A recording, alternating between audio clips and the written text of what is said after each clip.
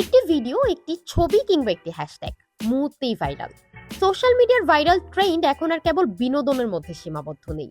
এটি প্রভাব ফেলছে আমাদের চিন্তা ভাবনা, আচরণ, এমনকি সামাজিক মূল্যবোধেও। প্রশ্ন হলো, এই ভাইরাল ট্রেন্ডগুলো কি আমাদের জন্য আশীর্বাদ নাকি অভিশাপ?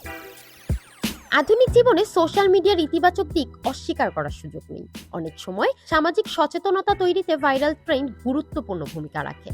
মানবিক আবেদন, দুর্যোগের সহায়তা, নিপীড়নের বিরুদ্ধে প্রতিবাদ কিংবা স্বাস্থ্য সচেতনতামূলক বার্তা, এসব দ্রুতই ছড়িয়ে পড়ে ভাইরালের কল্যাণে। বিশেষ করে তরুণদের সৃজনশীলতা ও প্রতিভা তুলে ধরার ক্ষেত্রেও এখন বড় প্ল্যাটফর্ম সোশ্যাল মিডিয়া। তবে এর উল্টো দিকটাও কম ভয়ঙ্কর নয়।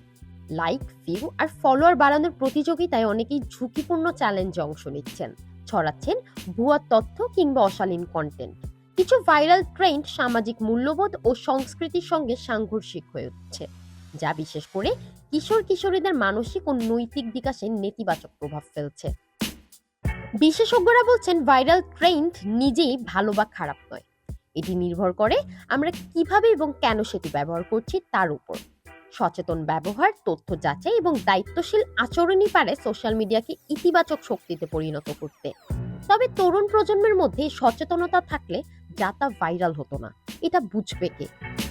সোশ্যাল মিডিয়ার ভাইরাল ট্রেন্ড শক্তিশালী হাতিয়ার হিসাবে যেমন সমাজ বদলাতে পারে, তেমনি ভুল পথে চালিতও করতে সক্ষম। তাই ভাইরালের পেছনে অন্ধভাবে ছোটা নয়, বরং সচেতন সিদ্ধান্তই হওয়া উচিত আমাদের মূল ট্রেন্ড।